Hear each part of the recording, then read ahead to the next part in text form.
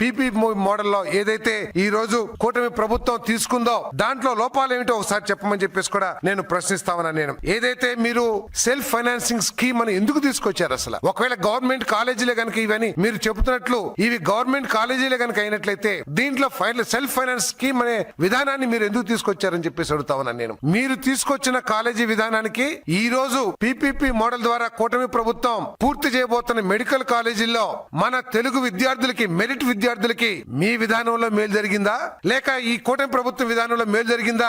ఒక్కసారి బహిరంగ చర్చకి సిద్ధమా జగన్మోహన్ రెడ్డి గారు అని చెప్పేసి అడుగుతా ఉన్నాను నేను. మీ విధానంలో సెల్ఫ్ ఫైనాన్సింగ్ స్కీమ్ ఏదైతే మీరు తీసుకొచ్చారో మీ విధానంలో మన తెలుగు మెరిట్ స్టూడెంట్స్ కి కేవలం 35% సీట్లు మాత్రమే కేటాయించిన విషయం వాస్తవా కాదా అని చెప్పేసి అడుగుతా ఉన్నాను నేను. మరి ఈ రోజు కూటమి ప్రభుత్వం ఆల్ ఇండియా స్టూడెంట్స్ కి ఆపేసి పీపీపీ మోడల్లో 50% సీట్లని మన తెలుగు బిడ్డలకి, మెరిట్ పొందిన తెలుగు బిడ్డలకి సీట్లు అందిస్తా ఉంటే ఎందుకు బాధపడుతున్నావు జగన్మోహన్ రెడ్డి గారు అని చెప్పేసి అడుగుతా ఉన్నాను నేను. మీరు ఏ విధంగా అయితే మన బీకే మేనేజ్మెంట్స్ కి, ఎన్ఆర్ఎస్ కి ఇచ్చారో మేము కూడా 50% అదే విధంగా ఎన్ఆర్ఐ కి లేకపోతే మేనేజ్మెంట్ కి ఇచ్చాం. కానీ మీరు కేవలం 35% మాత్రమే మెరిట్ స్టూడెంట్స్ కి 15,000 రూపాయలు ఫీజుకి ఇస్తే మేము 50% సీట్స్ ఇస్తున్నాం.